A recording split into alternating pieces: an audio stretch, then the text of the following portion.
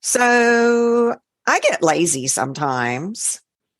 Right? I think we've known that. I mean, me too.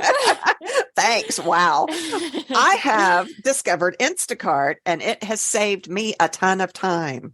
Oh, I have that too. Sometimes I just need one thing and I'm too tired to go out and I hop on Instacart and I get it that way.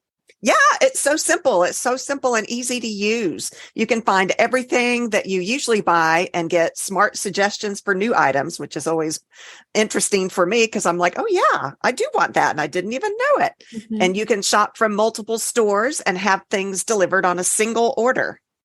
If you're interested, click on the link we have posted in our website. You will get free delivery on your first order over $35 if you use our link. This lets Instacart know that we sent you and it helps support our show.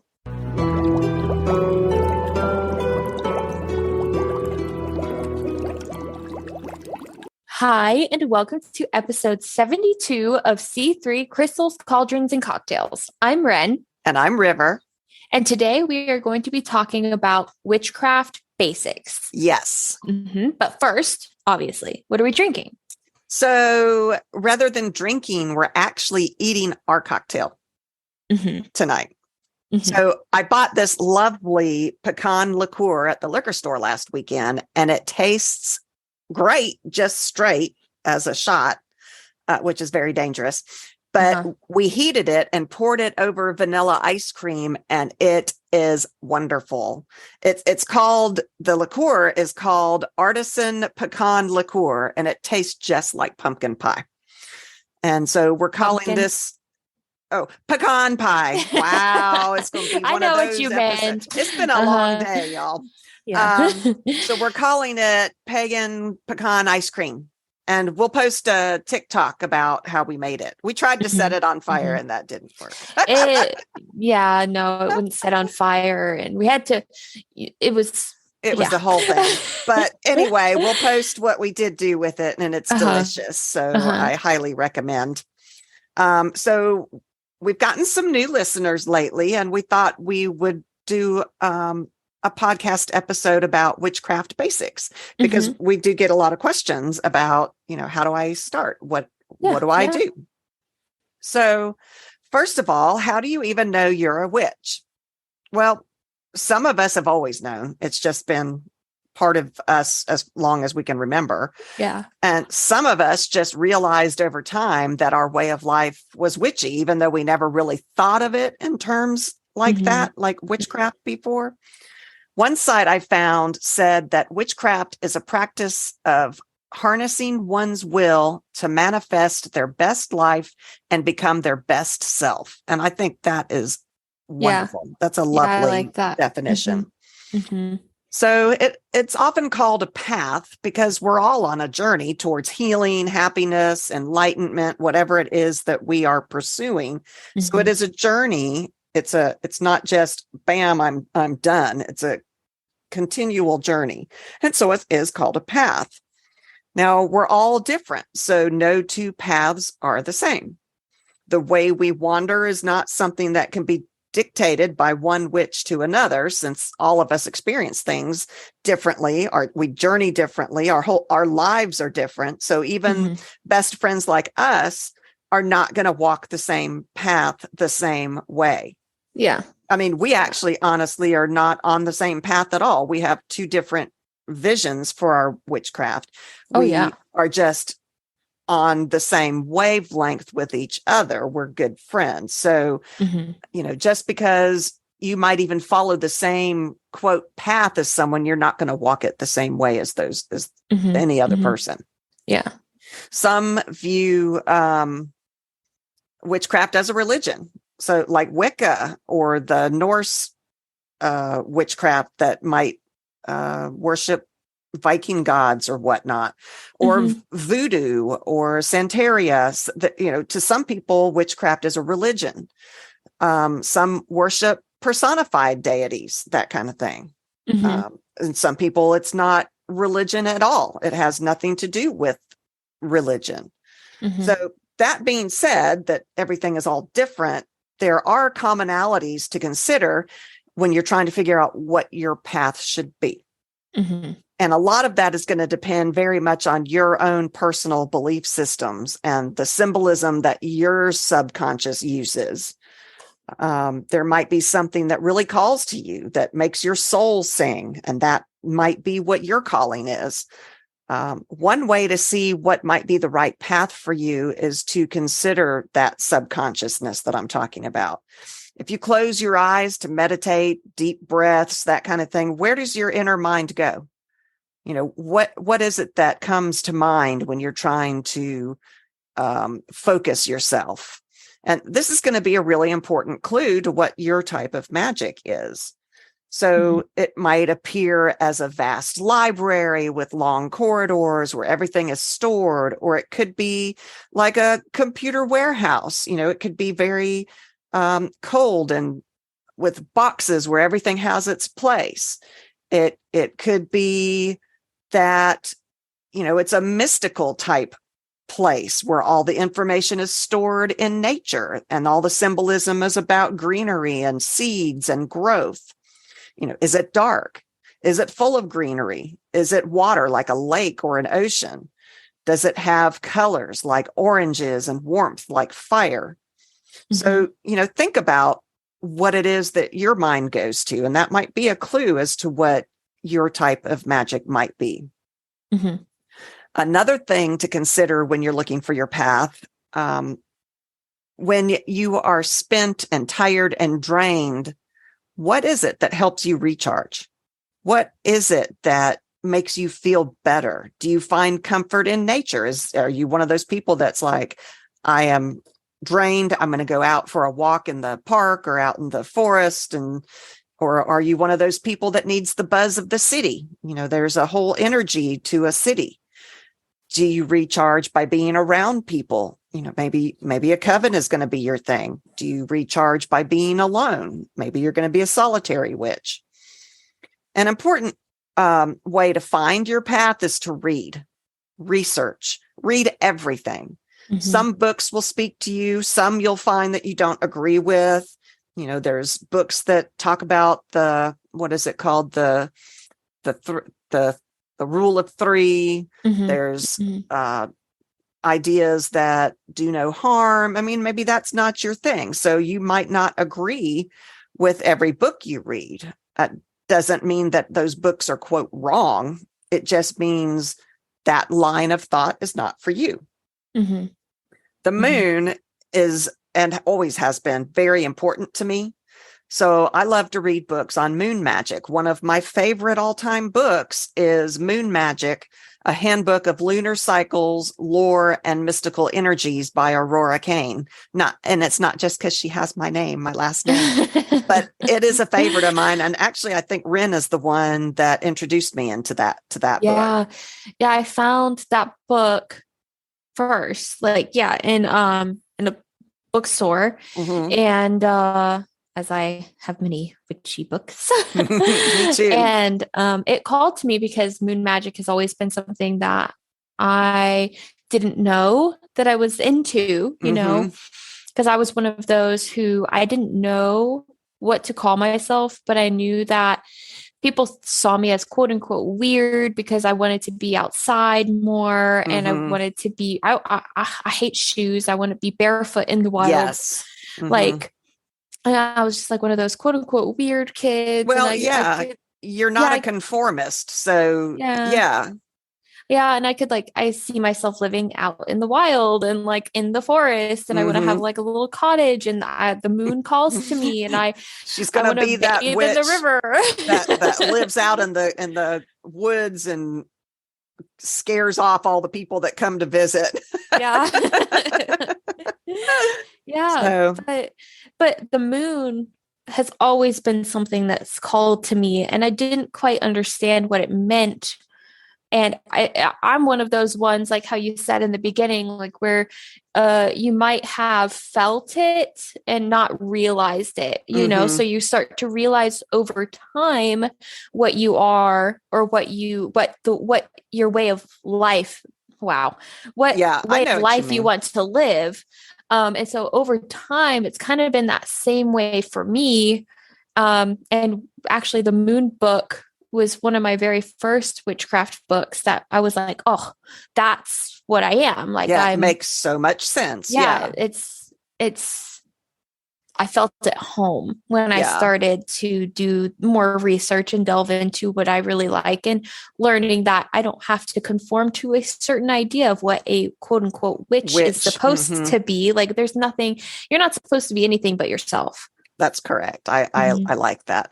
Did you know, speaking of the moon, that man has already left over 200 tons of garbage on the moon, including 70 spaceships, backpacks, 96 bags with urine and vomit, as well as old boots. We were already destroying the moon. Isn't that crazy? That makes me feel disgusted. I love mankind. Yeah. That was sarcastic. We have a lot that was sarcasm. to learn as humans. We still haven't learned our lessons. No, and I don't know if us as humanity ever will. Yeah. I don't either. You can try your best as an individual, but if the mass population isn't trying to help, it's not going to get anywhere. Yeah. That just blew my mind. I would have thought that, I can see like the moon rover and all of that we have up there. Okay, those are going to break down, and we can't just, hop on a rocket and go repair it or whatever. Yeah. But why would we leave urine and vomit up there when we could just as easily bring it back and dispose of it here? Yeah, I don't know. And that makes me sad. Crazy. Yeah, me too. Anyway, back to finding your path. As you read and research, you're going to end up narrowing things down as to what you like and things that definitely aren't your style. Yeah, and that's okay. I think that you should keep a book of shadows or some kind of journal. It could be a spiral notebook. It doesn't have to be pricey. You don't have to spend a ton of money.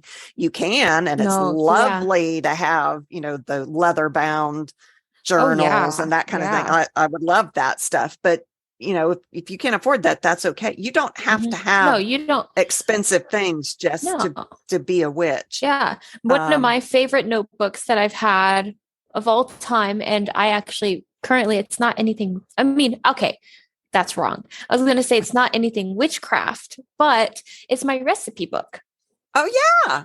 And you could say it does pertain to that because I do dabble in kitchen witchery. Yeah, that's your book of shadows. Yeah. But here, and I know the readers, y'all are readers. The listeners can't see it, but it's like this beautiful vintage. It has dusty rose color flowers on it. And it's like, it looks like, I was going for the grandma vibes, and I said, I want this to be like what I pass down to like my children and my children's children. And I want them to say, yep, that looks like grandma, and that's definitely my vibe. Handwrite all of your. Oh yeah. They're all handwritten. That's amazing.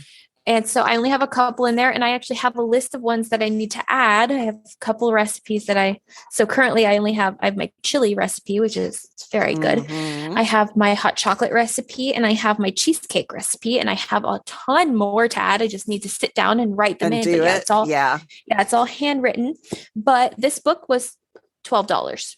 That's awesome. And it's I can fit over, I want to say 300 recipes in it. And so you don't have to have anything special for it to, like anything expensive for it to be special. Right. How beautiful this is. And I got this at Barnes & Noble.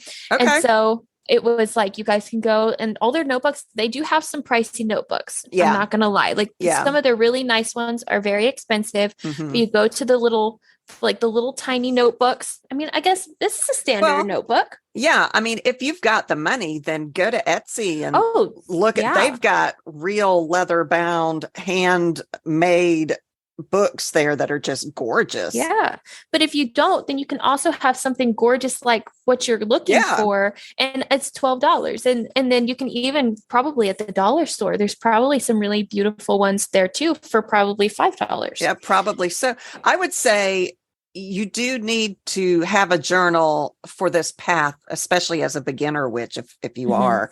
Because, definitely journal. Yeah, journal all the way through. You can, when you're doing your research, write down whatever it is you come across that means something to you. Put snippets of things that you've read in this book, and it will be so interesting to you. I guarantee when you go back years from now and reread your starting journey, and you're like, that is so cool. I was right on with that. Or, oh my Lord, there was something wrong with me. I needed some help. But now that I'm looking at my notebook, I want to go get another one. I know. That's what I was telling so my husband. He was talking about, journals and that kind of thing. And, I know what it was.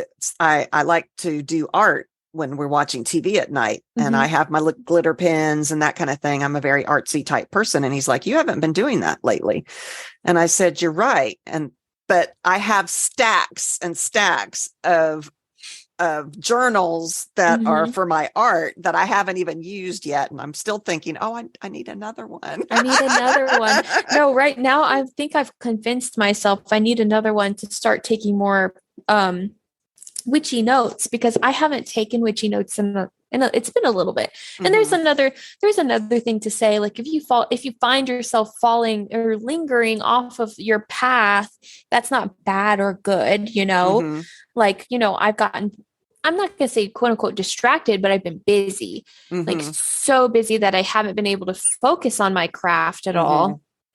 And that's okay. Like you don't have to touch it every day to call yourself a witch, as long as in you, like inside yourself, and who you are, and you're working on yourself. I think that's absolutely fine. You can call yourself, a witch, not a witch, a practicer, whatever you want to call yourself, as long as it's to what you are wanting. This isn't in my notes, but a shadow journal is a great way to start looking inside yourself to figure out your path. That would be a great way to find your path, is to start working on do shadow work. Yeah. Yeah. Also consider your hobbies, what your likes, your dislikes are, what your talents are, your interests. Like if you craft, then, take that into account when you're looking for your path. Are you going to want a path that is more hands-on? Are you going to want to make those jar spells because it's a crafty thing? Think about that. Are you interested in art like I am? Use your art supplies, drawing, painting, do sigils in your craft. I mean, there are some beautiful, I used to do Zentangle, Japanese writing, where I would do the outline of the Japanese symbol and then Zentangle inside of them. And you could do that also with sigils. You could have a whole book just on sigils and that kind of thing. Are you interested? Wow. Interested. I got a sugar rush from the ice cream. Are you interested in singing? Sing your spells. I happen to like the rhyming ones, which some people find juvenile, or, not juvenile. It's not quite the right word, but not as, I don't know. For me, rhyming is a thing, but other people think that makes it less important to them. It's whatever works for you. So sing it, write lyrics for your spells. Sing to cleanse a space or attract things. Did you know that sound and music can actually be used to cleanse not just spaces, but also objects? Like you can cleanse your crystals with it, all of that kind of thing. One of my interests that I'm now researching, and I don't consider myself a beginner witch, is the sound bowls. What are they called? The music bowls. I don't. I always have trouble coming up with words in this podcast, but the thing that goes with the thing and the thing and that, and you do the thing with it. You do the thing and it goes. Wah, wah, wah. Yeah. But I do love. I actually have, and I haven't even. I've looked at them, but I've got tuning forks that you're supposed to be able to align with each one of your chakras. You click it and you put it on your chakra spot, and it's supposed to be amazing. And I haven't had time to do the research to figure out how to do that. But music is a very good thing to consider on a path that you might take for magic. I hadn't quite thought of music like that, which, okay, it was funny because I'm listening to my podcast and I'm behind a couple of episodes. When I say my podcast, I mean the only other podcast other than this one that I listen to. Yeah.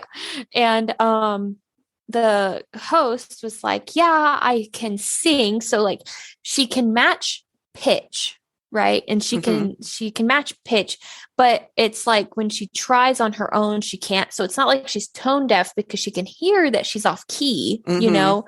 And I was like, I have never related to something more in my life than that, like what she was saying. Interesting. So I think I can sing.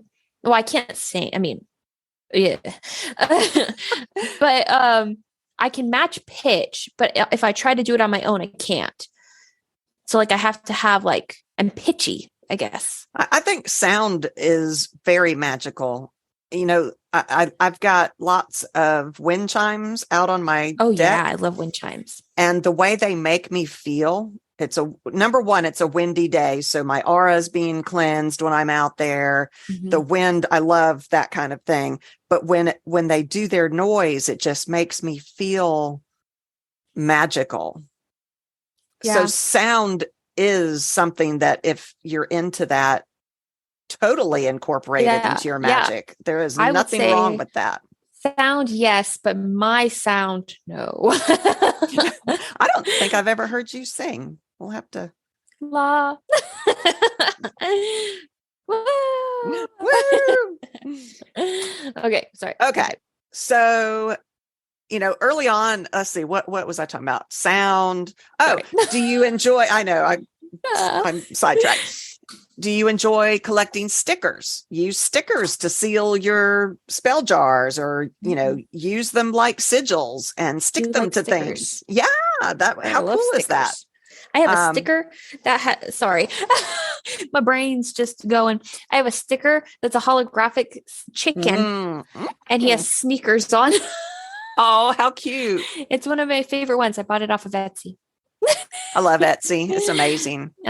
But yeah, you can buy stickers that relate to correspondences like color or shape or imagery, and use those in your spell. A chicken and sneakers. You can. Don't know quite what that would correspond to, but I love my chicken and sneakers. Early on in our podcast, one of our early episodes was, you know, what type of witch are you episode? And there are so many fun quizzes out there to help you try to see what kind of path, you know, you take those with a grain of salt, but they are fun to explore, and it might give you an idea of what you want to research. Yeah. Did you know that phrase, take it with a grain of salt, it means to accept something while maintaining a degree of skepticism about it being true. And in the UK, folks often use the phrase a pinch of salt, take it with a pinch of salt, as opposed to a grain of salt. I like the grain of salt. But a grain of salt is so teeny tiny. I could do a pinch. So you take it with a grain of salt, you know. Isn't that interesting? They think that saying might have come from Pliny. I never can pronounce his name right. It's spelled Pliny, but I think it's Pliny. Oh yeah, we had this discussion before. Yeah, he talked about using a grain of salt in some of his spells, although he didn't call them spells, but he was a witch. That's just he might not have known it, but he was. Oh yeah. Okay, so here are some types of magic that you might want to consider. Light magic, which is a form of magic that is generally positive and love-oriented. Dark magic, which is a form of magic that might use hexes or curses. You might have a malicious intent to do that. There are people out there that prefer that type of magic, and that's fine. Spirit or ancestor work, that's working with spirits that are close to and ancestors of yourself, the practitioner. Energetic or elemental work, that's using the energies of the universe and crystals, for example, for healing or whatever your magic goal might be. Devotional magic, that's where your practice revolves around the devotion to a deity. Mm-hmm. Weather magic, using the weather for your work. Cooking magic or kitchen magic, that using cooking and creating as your path. That could be a potion-based path. Green magic, using greenery, herbs, gardening in your magic. There are solitary magic or hedge witch magic. They tend to perform small day-to-day domestic actions that make life easier both for them and others. They've often focused quite a bit on the hearth and home. Another word for them might be cottage witch. Me. Yeah, they tend to partner with animals. So they have an animal familiar a lot of times. Astrology magic, that's where you use the planets and their relative positions to help you practice your spells and gain energy for your spells. There is Fae witchery, working with the Fae. There is eclectic witchcraft, where you don't have any one specific magical tradition that you're a part of, and you pick and choose from all the other ones, which I think that is a definition that I am. I like elements. I'm very into the fire. I consider myself a fire witch, a storm witch, kitchen witch to a degree. I do love cooking, so I take the pieces out of what I like and make it my own. And no one else is going to have exactly what I have. There are so many types of magics, and you just don't have to choose one. You research them all and pick what you like. You are unique, so your magic is going to be unique. Yeah. There is also something which I had never really thought of this. It's called animism witchcraft. And this refers to the souls, spirits, or energy that may be tapped into by the witch. It's animals, plants, natural phenomena, geographic features, and everyday objects that might be manipulated. Their energies might be manipulated to the advantage of the practitioner. And I had never really thought of that before. Okay, so you've done your research and you've found the different things that you like. So what do you do next? Where do I go from here? I don't know. Tell me. Well, actually, I found this little tidbit. It's a did you know? Very interesting to me. According to an analysis of studies done by Newsweek, there are apparently 1.5 million practicing witches across the United States as of 2018, which was a while ago. Wow. But that means that they outnumbered the 1.4 million members of the Presbyterian Church. So there are more witches than some established organized religions, more witches. Where is that 1.5 4999999 app for our podcast? Yeah, right. Come listen to us. Tell your friends, y'all. Often beginner witches will want to know, well, I need a real spell, quote, real spell, teach me the real spells. Okay, so here's the thing. It's the intent that makes the spell. Yeah. So there isn't any wording that can be, quote, a real spell. I actually found a great, a website that had a great quote on this. It said, looking for spells when you haven't studied witchcraft is like looking at sheet music when you haven't learned how to play an instrument yet. Oh. And I thought that was so clever. You can't just pick up a spell book, read the spell, and expect it to work. There's a lot that has to go on before you get to that point. And a lot of people don't want to go through the work of getting themselves, I mean, I get it, but you've got to. So what are these steps to practicing witchcraft? Yeah. Okay. So first of all, as I said, there's no right way or wrong way of following your path.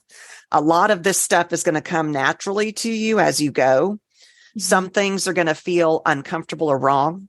And this is your inner witch telling you that you're going in the wrong direction. It just feels off. So that is not your path. Take note of that.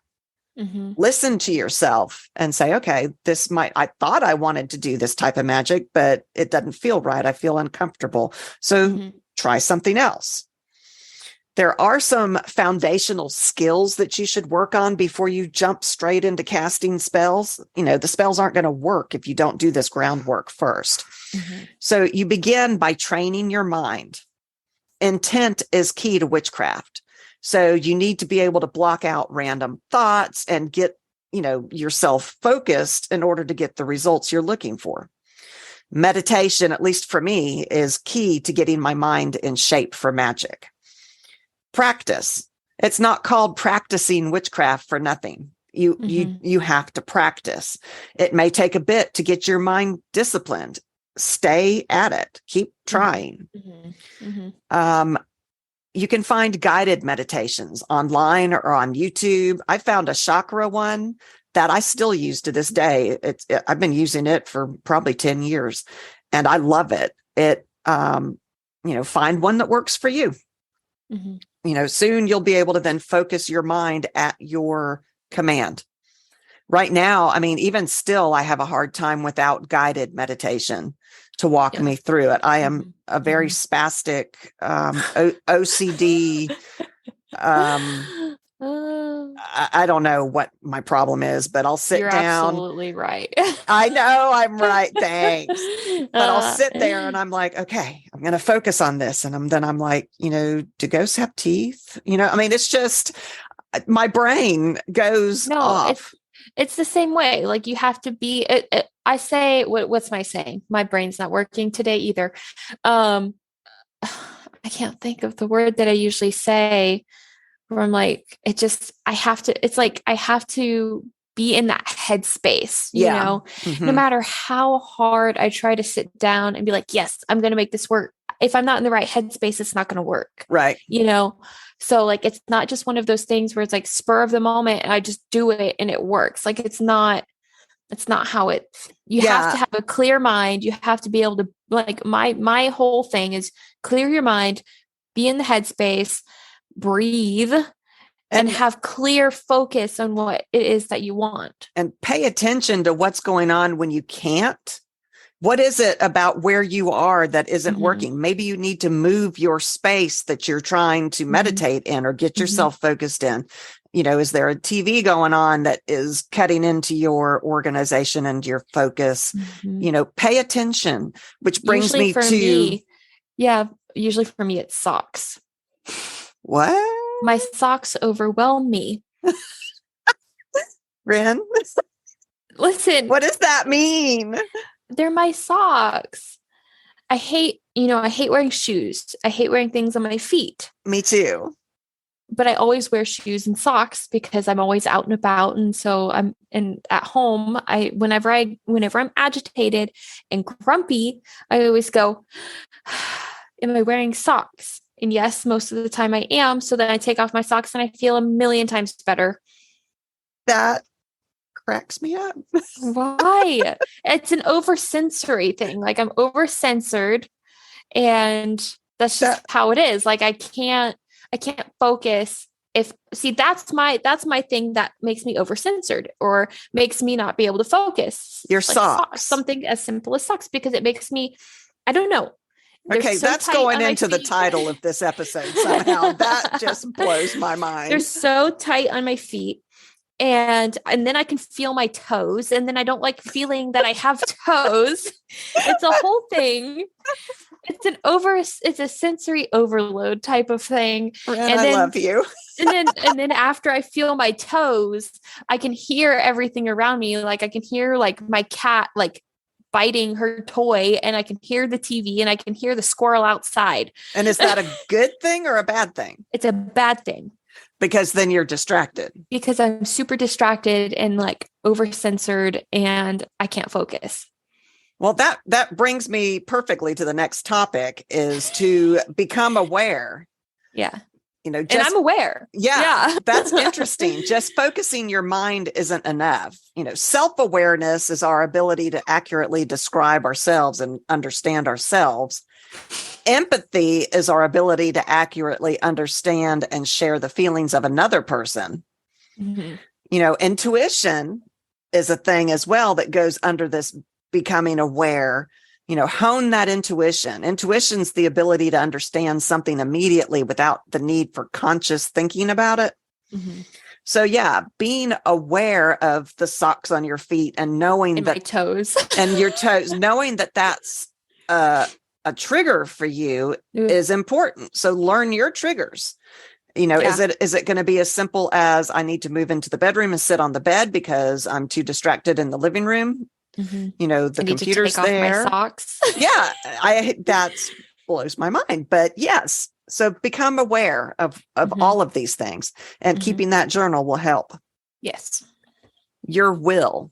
So power of will is a skill that it helps you develop a strong mind. It is the mind that allows us to create and bring forth changes in ourselves, to manipulate the energies around us. It's super crucial for that casting of a spell. Mm-hmm. So you need to work on your willness. That's not a word. Wow. I was going to say your willness. Wow. Your willness. Focus on your willness. Yes. But for real though, I mean, you need to work on your willpower. Mm-hmm. Mm-hmm. Familiarize yourself with the dangers of witchcraft. And I got a lot of this from the Traveling Witch website, which I've used her website before. Mm-hmm. Wonderful, wonderful website. And of course, I will post it when we post this podcast. Mm-hmm. But, basic safety hazards. We work with fire. So don't leave candles unattended. Yeah. Know where your fire extinguisher is. Mm-hmm. If you're burning things, make sure you use a cauldron or some other fire safe dish. We've talked about this a little bit before. One of my favorite things to do is a fire safe dish is sand. Oh, you put sand, and then that's what a lot of people do with sage. You sage, you want to put it out, you put it into sand. Oh, I didn't know that. That's a very good one. I use my cauldron. Mm-hmm, yeah, because it's cast iron. So yeah, I have handmade bowls that I made that I know are fire safe and can extinguish, and then I just put water in it. Interesting. Mm-hmm. There's a lot of ways. Incense. If you're using incense, is the smoke deadly? Is it be aware of what you're burning, because the smoke could be toxic, could be deadly to your pets. Herbs, spells, ingredients, that kind of thing. Research your ingredients when you're casting a spell. Don't just look up, the correspondences are, happiness. Look at, research what it is you're using. If you're going to make it into a potion, you don't want to be drinking something if it's poisonous. Yeah. Also think about nature and your pets. What are you going to do with the remains when you're done? Are you going to throw it out the window and expect nature to be able to, if you are, there's nothing wrong with that if it's good, safe ingredients, but you don't want to throw out something toxic that a squirrel's going to come and eat. No, and then it'll kill it. So know that kind of stuff. Aware. Yeah. Did you know the most toxic plant in the world is called the rosary pea? It is a bright red and black bean, and it has a bunch of uses. It's actually, the maracas. It's the beans that are used inside maracas. Oh. And it's used a lot in jewelry. It's actually very common. It was at least commonly used in making rosaries, which is part of where it came from, its name, rosary peas. Oh. But fortunately for the wearer, it's got a really tough protective coating. But unfortunately for the jewelers who are making it, if you prick your hand while working on one, you can die from it. And they have. Yeah. Wow. Super toxic. Yeah. Why use it? I don't know. I mean, they are really beautiful. You do a Google search on them, the rosary pea. They're very pretty. Beautiful enough to risk death. Yeah. Fascinating to me. Using your athame or dagger. Do you know how to store it properly? Do you know how to use it properly without cutting your finger off? Another basic safety thing, cleansing. Cleansing gives you the ability to remove any extraneous energies, positive or negative, that might be clinging to you or your space or your tools. And so then you can begin every spell, ritual, or magical practice with a clean slate. It can be quite dangerous to try to cast a spell in an area that is still contaminated by your prior spell. The magics might not, or the energies might not mingle well. So it is very, very important to cleanse. It's a skill that you will use regularly. And it can prevent a lot of extra work, and it can prevent you from going, why the hell didn't my spell work this time? Yeah. Because it could totally affect your ability to cast a valid spell. And then use methods of cleansing that work for you. Like one of our patrons, listeners, she doesn't like to use salt because of where she lives. It's dangerous to the environment. So she needs to find, and she's got a kid who's got asthma, so she can't use smudging. So, she's got to find a method of cleansing that works for her, given her circumstances. Warding. This allows you to create barriers and walls around your space to protect it from outside influence. You can think of this like locking a door to keep you safe inside. I do that. You definitely don't want that really well. Random. I am not. That is not a natural talent for me. That's something that you actually come by naturally, and I don't have that ability. So I have to work at it. But, you definitely don't want random spirits or other people's emotions and negative energies wandering through your home and your magical workplace, whenever they like. You've got to protect your space. So putting up wards and maintaining them helps you keep your space safe and secure. Casting a circle is a kind of ward, and we did an episode on casting circles, but it is specifically used to protect your magical areas, your magical space.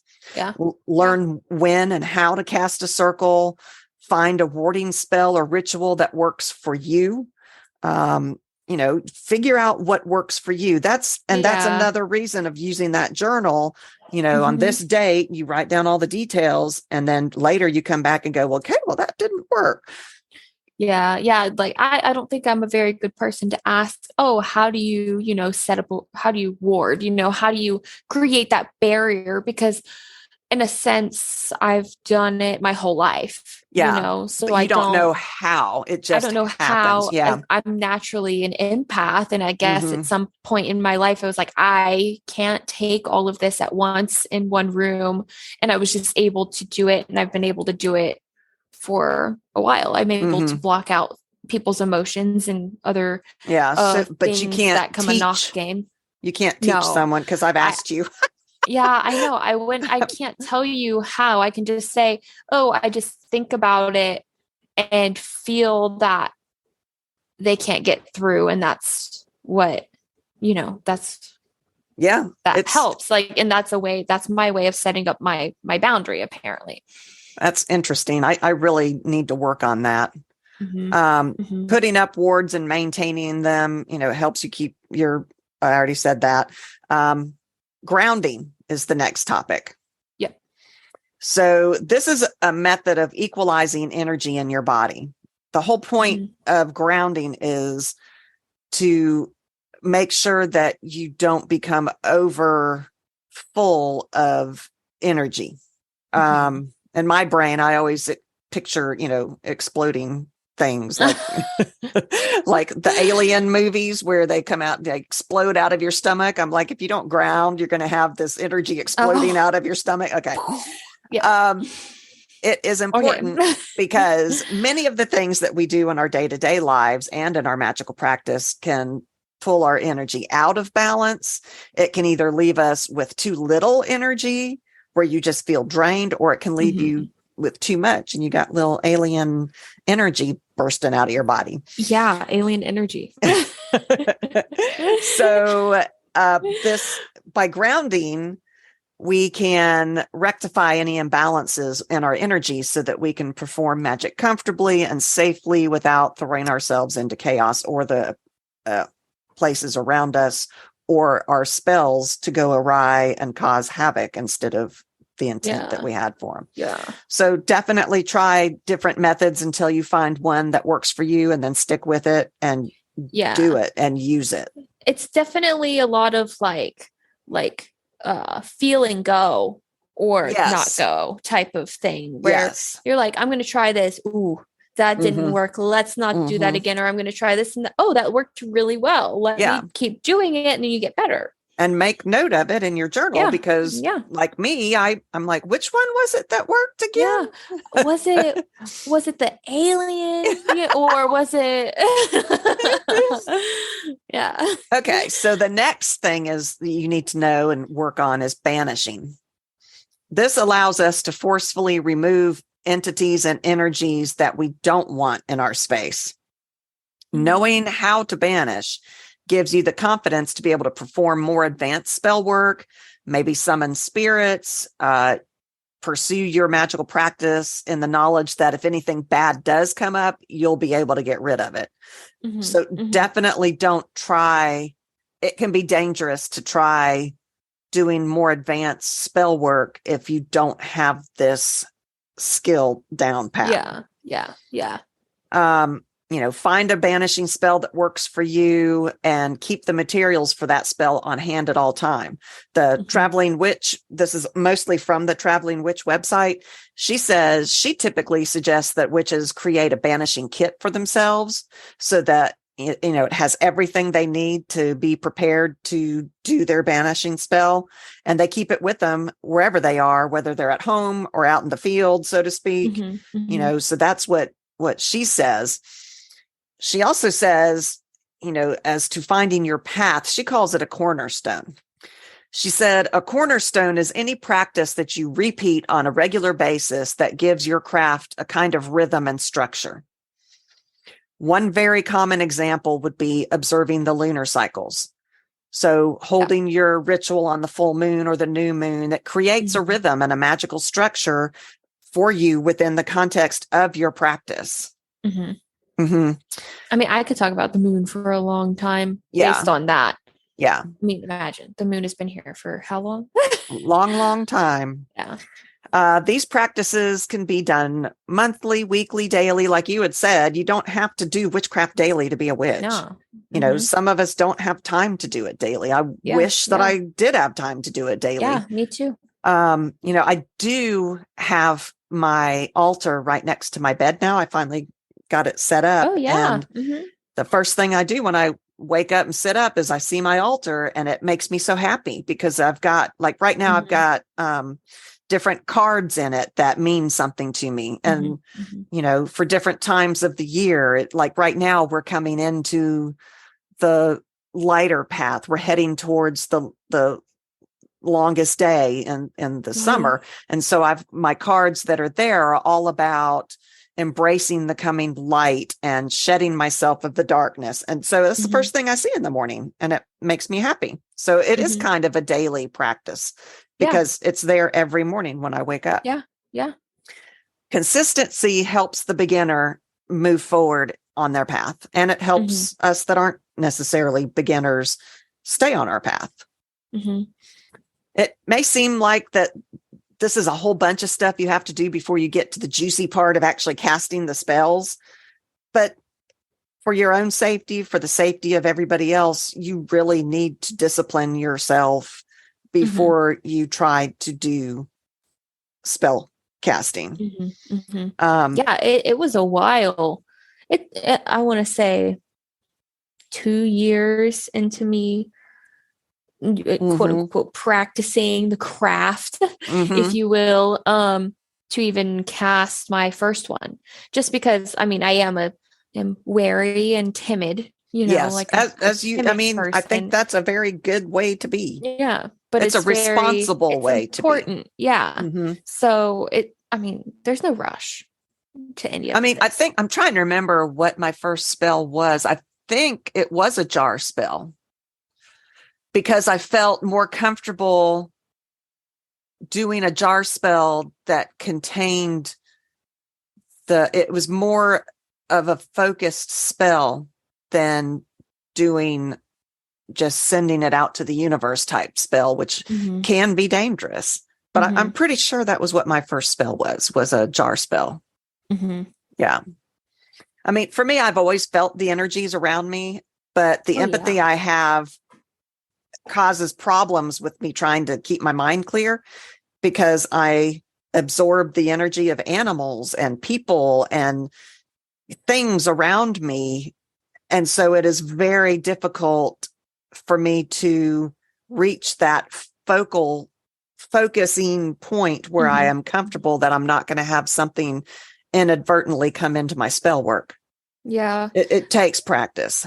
Yeah, it does. It's odd for me to hear you say that because if like, I have those days where I walk into a huge crowd, maybe my boundary isn't as thick as it needs to be for that type of crowd. And I'm just like, oh, a little adjusting there and then it's gone. But I don't have that ability. Yeah, you don't have that. And so it makes me sad that I cannot teach me, give you that knowledge because I don't even, the good thing is that I am different than you are in that I do get my energy from people.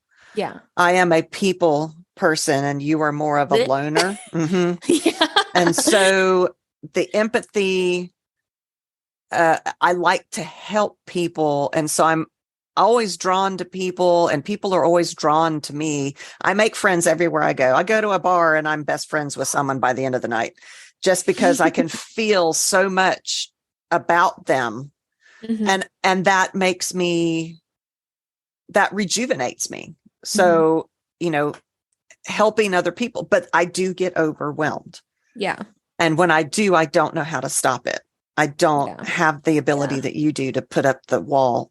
And then I'm sucked in and I can't function until I have to be apart from people. I mean, there's sometimes, as much as I love people, that I don't leave the house for over a week. I mean, I work from home, so I'm lucky to do that. But, sometimes I just can't deal with other people. It hurts. It's anxiety. And I do take anxiety medicine. So, that's probably part of it too. But that's all we've got as far as beginner tips. We could do probably several episodes on, how do you cast a spell and, how do you cleanse and, that kind of thing. So maybe we'll do that, but, I hope you guys enjoyed it. Any beginners out there, go research, start your own path. It's very exciting. Yeah. I mean, even if let's say you're not a big reader like me, which I do love. I mean, that's the one thing I love to read my witchy books. But if you're not too keen on reading, go watch a YouTube video. Oh, for sure. Go watch TikTok. TikTok has a lot. It's, the world, there's endless possibilities of how you can obtain this information. Take everything with a grain of salt, as we said, or a pinch. A pinch. If you're in the UK. Yeah, a pinch. You can find us at www.c3witchypodcast.com. Come check our website out. Wren's been working on it. So I think it. Oh, and we have changed our logo. I don't know if y'all have decided. Have y'all decided? Have y'all? Wow. Seen it yet? If y'all seen it yet or even noticed, but we're pretty excited. We are very excited about it. On our website, you can find links to our episodes, which you can also find our episodes on just about any podcast platform that's out there. Links to our social media. We've got Facebook, TikTok, Instagram. I think you said Twitter. Be sure to check out our TikTok for sure, though, because we've been working hard on that. We've been posting really fun videos, drink videos, all kinds of fun things. So go check out our TikTok. Yes. We're also working on our merch. We have both designed some fun t-shirts. Wren's doing some in her style. I'm doing some in my style so that you all can choose. There are some very, very cute ones out there. So definitely go to the merchandise page on our website and it'll take you to my store because you order it through Bats and Baubles baublesink.etsy.com. Fun witchy aesthetics. Let us know your thoughts on all our episodes, any topics you want us to cover. If you like the podcast, please support us. We can't do this without you. Any amount that you give us would be wonderful. It would be a great help. You can find our Patreon link on the very first page of our website, or you can go directly to the Patreon at www.patreon.com/C3witchypodcast. Thank you so much to our existing patrons. You guys are amazing. We do try to do fun things for our patrons, special bonus clips, free downloads, that kind of thing. Come support us, become a part of our coven. We would love to have you. Yes. Be sure to check out my Etsy store. I have a lot of fun witchy things and I add more all the time. So come back often. It is www.batsandbaublesink.etsy.com. Right now I've been working on pendulums. So any of you all who are into divination, come check those out. There was something else I was going to say and I can't remember what it is. So thanks you for listening. Yeah. And we'll be back. We'll be back. Until then, stay witchy. Woo.